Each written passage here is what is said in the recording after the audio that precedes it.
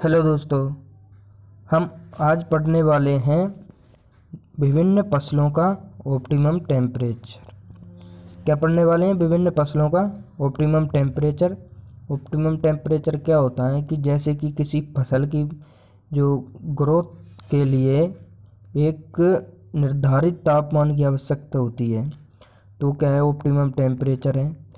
और साथ ही दोस्तों हम पढ़ेंगे कि जो विभिन्न फसलें होती हैं तो उनकी जो विभिन्न स्टेजों पर, उनकी विभिन्न अवस्थाओं पर जो भी टेम्परेचर की आवश्यकता होती है उसके बारे में हम अध्ययन करेंगे। यानी कि जो भी फसल हैं, कोई सी भी फसल ले लो, जैसे कि राइस है। राइस में क्या है कि जो अवस्थाएं होती हैं वो अलग अलग आती हैं, तो वो अलग अलग अवस्थाओं के लिए कितना टेम्परेचर की आवश्यकता होती है, कितने तापमान की आवश्यकता होती है, उसके बारे में हम ऐसे अध्ययन करेंगे। दोस्तों इसमें क्या है कि जो भी सारी इम्पोर्टेंट क्रॉप हैं लगभग, उनके सबका अपन स्टेज के आधार पर, अवस्थाओं के आधार पर ऑप्टिमम टेम्परेचर का अध्ययन करेंगे। तो चलिए दोस्तों, पहला है इधर है क्रॉप स्टेज। जो भी फसलें हैं उनकी ये स्टेज हैं। यहाँ फर्स्ट ये क्रॉप है और इधर क्या है? Optimum temperature. ठीक है दोस्तों, तो चलिए हम स्टार्ट करने वाले हैं। फर्स्ट फसल है हमारी राइस। राइस क्या है? एक सर्वाधिक खरीफ सीजन में बोई जाने वाली क्रॉप है, लेकिन ये खरीफ में, रबी में और जायद में और तीनों सीजनों में उगाई जाती है। तीनों सीजनों में उगाई जाती है। राइस एक शॉर्ट ड्यूरेशन क्रॉप है, मतलब उस शॉर्ट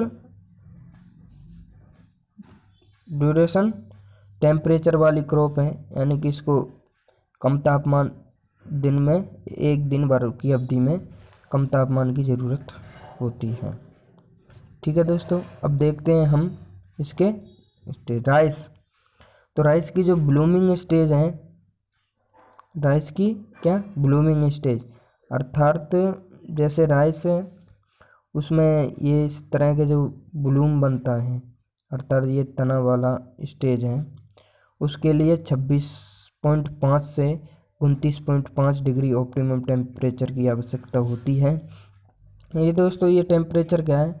एक एग्जैक्ट है जो कि हर एक एग्ज़ाम में ऑप्टिमम टेम्परेचर से क्वेश्चन पूछा जाता है। जैसे कि एग्रीकल्चर फील्ड ऑफिसर हो गया, एग्रीकल्चर असिस्टेंट ऑफिसर हो गया, एग्रीकल्चर ऑफिसर हो गया, JRF हो गया, SRF, PhD, JRF, वो प्री PG, सब में क्या है? ऑप्टिमम टेम्परेचर का क्वेश्चन आता ही है दोस्तों। तो हम देखते हैं ब्लूमिंग के लिए 26.5 से 29.5 डिग्री ऑप्टिमम टेम्परेचर की आवश्यकता होती है। एक पेनिकल इनिशिएशन, अर्थात पेनिकल क्या है? ये इनफ्लोरेंस है। राइस का क्या है? पेनिकल इनफ्लोरेंस, यानी कि जो इनफ्लोरेंस यानी कि पेनिकल स्टेज आने के लिए यानी कि 20 से 22 डिग्री टेम्परेचर की आवश्यकता होती है। कितने की? 20 से 22 डिग्री, अर्थात 20 से 22 डिग्री होगा टेम्परेचर तो सर्वाधिक पेनिकल आते हैं। और अगला है दोस्तों रिपेनिंग, अर्थात जो परिपक्व अवस्था में, जब राइस परिपक्व अवस्था में, राइस के लिए 20 से 25 डिग्री ऑप्टिमम टेम्परेचर की आवश्यकता होती है। अर्थात कितने की? 20 से 25 डिग्री ऑप्टिमम टेम्परेचर की आवश्यकता होती है। अगला है दोस्तों एवरेज ग्रोथ पीरियड। अब हम देखते हैं कि एवरेज, इसको पूरी जो फसल है उसको उगाने के लिए अपन को कितना टेम्परेचर की आवश्यकता है, यानी कि एवरेज देखा जाए तो 21 से 37 डिग्री टेम्परेचर की आवश्यकता होती है। यानी कि एवरेज ग्रोथ के लिए 21 से 37 डिग्री के बीच टेम्परेचर है, तो वो राइस की क्रॉप के लिए क्या है? सूटेबल है। अब अगला देश देखते हैं दोस्तों गेहूँ। गेहूँ एक रबी क्रॉप है। गेहूँ की फसल क्या है? एक रबी क्रॉप है, तो इसे कम परिपक्व अवस्था में अधिक तापमान की आवश्यकता होती है। ठीक है दोस्तों, तो हम स्टार्ट गेहूँ है। इसके जर्मिनेशन के लिए अपन को दोस्तों 20 से 25 डिग्री टेम्परेचर की आवश्यकता होती है। जर्मिनेशन के लिए कितनी? 20 से 25 डिग्री टेम्परेचर की आवश्यकता होती है। और टिलरिंग या वेजिटेटिव ग्रोथ के लिए 16 से 20 डिग्री टेम्परेचर की आवश्यकता होती है। और अगला है एक्लेरेटेड ग्रोथ के लिए 20 से 23 डिग्री टेम्परेचर की आवश्यकता होती है। और प्रॉपर गेन फिलिंग यानी कि जो बाली है उसमें दाना बनने की अवस्था में 23 से 25 डिग्री टेम्परेचर चाहिए 4 से 5 सप्ताह के लिए। कितना? 4 से 5 सप्ताह के लिए 23 से 25 डिग्री टेम्परेचर चाहिए।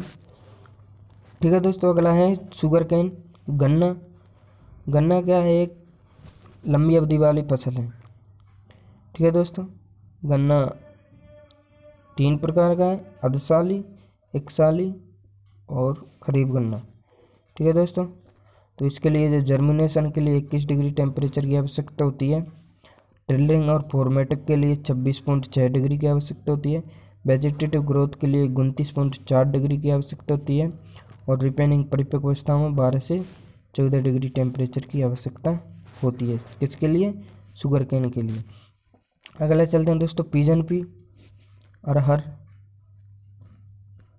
ठीक है दोस्तों, अरहर का एक खरीफ की फसल है और दलहनी फसल है। इसकी जर्मिनेशन के लिए मतलब ये शुष्क क्षेत्रों के लिए ठीक है। जर्मिनेशन के लिए इसको 30 से 35 डिग्री टेम्परेचर चाहिए।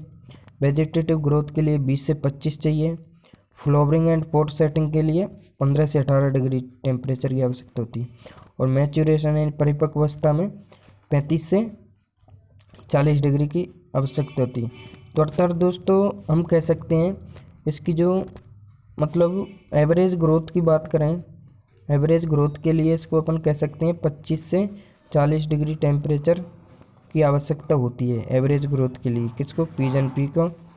ठीक है दोस्तों, अगला चलते हैं अपन पोटैटो। पोटैटो में क्या है, अगर 25 डिग्री टेम्परेचर होगा तो पोटैटो को जर्मिनेशन प्रतिशतता ठीक रहेगी। अगर ये टेम्परेचर ज़्यादा हो जाएगा तो जो जर्मिनेशन के जो अंकुर हैं वो सूखने लग जाएंगे या उन पर थोड़ा प्रभाव करें। और जो वेजिटेटिव ग्रोथ है, वेजिटेटिव ग्रोथ के लिए 20 डिग्री टेम्परेचर की आवश्यकता होती है। ट्यूबर ग्रोथ के लिए 17 से 19 डिग्री टेम्परेचर की आवश्यकता होती है वेजिटेटिव ग्रोथ के लिए, नहीं ट्यूबर ग्रोथ के लिए। और जो हाईएस्ट ट्यूबराइजेशन यानी कि सर्वाधिक ट्यूबर बनते हैं, मतलब जो आलू में सर्वाधिक ट्यूबर बनने के लिए 20 डिग्री तो दिन के समय में 20 डिग्री टेम्परेचर की आवश्यकता होती है। और नाइट के समय 14 डिग्री टेम्परेचर की आवश्यकता होती है।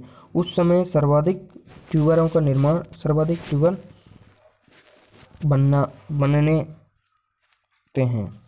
और ट्यूबर डेवलपमेंट स्टेज स्टॉप हो जाती है। कब रुक जाती है? जब 29 डिग्री या इससे ज़्यादा टेम्परेचर पहुंच जाता है तो ट्यूबर का जो निर्माण है या जो विकास है वो क्या हो जाता है? ट्यूबर का निर्माण या विकास, ठीक है दोस्तों, क्या हो जाता है? ट्यूबर का जो डेवलपमेंट है 29 डिग्री से अधिक या 29 डिग्री पर रुक जाता है। अगला अब आगे देखते हैं और अदर सीरियल्स के लिए दोस्तों, अदर सीरियल्स के लिए जो ऑप्टिमम टेम्परेचर है डिफरेंट स्टेजों में, किसमें? विभिन्न अवस्थाओं में टेम्परेचर कितना चाहिए। तो अदर सीरियल्स जैसे मेज है। मेज क्या है? खरीफ क्रॉप के साथ साथ ये जायद की भी है।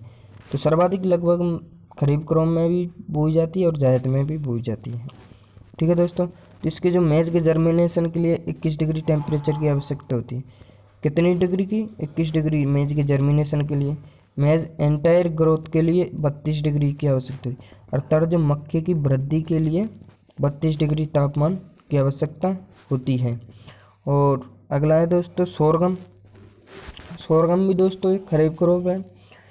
तो ये क्या है कि थोड़ा कम वर्षा वाले क्षेत्रों के में उगाने के लिए फसलें आवश्यक ठीक होती हैं। और जो सोरगम के जर्मिनेशन के लिए 18 से 21 टेम्परेचर चाहिए, अर्थात कह सकते हैं मेज है और सोरगम है, दोनों के लिए 21 डिग्री की टेम्परेचर की आवश्यकता होती है। किसके लिए? जर्मिनेशन के लिए। और सोरगम ग्रोथ के लिए 26 से 30 डिग्री की आवश्यकता होती है। कितने की? 26 से 30 डिग्री की। मक्का को कितने की रहती है? 32 डिग्री की। ठीक है दोस्तों। अगला है दोस्तों पार्ले मिलेट यानी कि पियर मिलेट यानी कि बाजरा। आपको बाजरा क्या है? राजस्थान में सर्वाधिक होता है, अर्थात ये शुष्क क्षेत्रों के लिए उत्तम क्रॉप है। बाजरा खरीफ क्रॉप है, इसको चारे के रूप में भी यूज करते हैं। और दोस्तों बाजरे को क्या है? स्वयं सिंचित फसल भी कहते हैं, अर्थात सेल्फ इरिगेटेड क्रॉप भी कहते हैं। ठीक है दोस्तों, तो इसके लिए 27 से 30 डिग्री की ऑप्टिमम टेम्परेचर की आवश्यकता होती है। किसको दोस्तों? बाजरे को। और अब अगला और अदर क्रॉप का भी देखते हैं दोस्तों। ये तो सीरियल्स की बात होगी यहाँ पे, यानी कि अन्य फसलें हैं, सीरियल्स हैं, खाद्यान्न क्रॉप हैं, उनकी बात हो। अब जो अदर क्रॉप हैं उनकी बात कर लेते हैं। चिकपी की जो एंटायर ग्रोथ पीरियड है 15 से 25 डिग्री है। कितनी है चिकपी की? 15 से 25 डिग्री ऑप्टिमम टेम्परेचर इसके लिए चाहिए ग्रोथ के लिए। और ग्रोथ ऑफ पी मतलब मटर के लिए, पीका नहीं पी मटर है वो, मटर के लिए कि ग्रोथ के लिए 13 से 18 डिग्री टेम्परेचर की आवश्यकता होती है। मटर एक रबी क्रॉप है, इसलिए इसको 13 से 18 डिग्री टेम्परेचर की आवश्यकता होती है। ग्रोथ ऑफ ग्रीन ग्राम देखो दोस्तों, खरीफ क्रॉप भी है ये, और जायद क्रॉप में भी उगाया जाता है इसको। किसको? ग्रीन ग्राम को जायद क्रॉप में भी उगाया जाता है। तो जो ग्रीन ग्राम है उसकी मूंग है, मूंग के लिए 25 से 32 डिग्री टेम्परेचर की आवश्यकता होती है। कितनी? 25 से 32 डिग्री टेम्परेचर की आवश्यकता होती है। Entire growth period of jute है।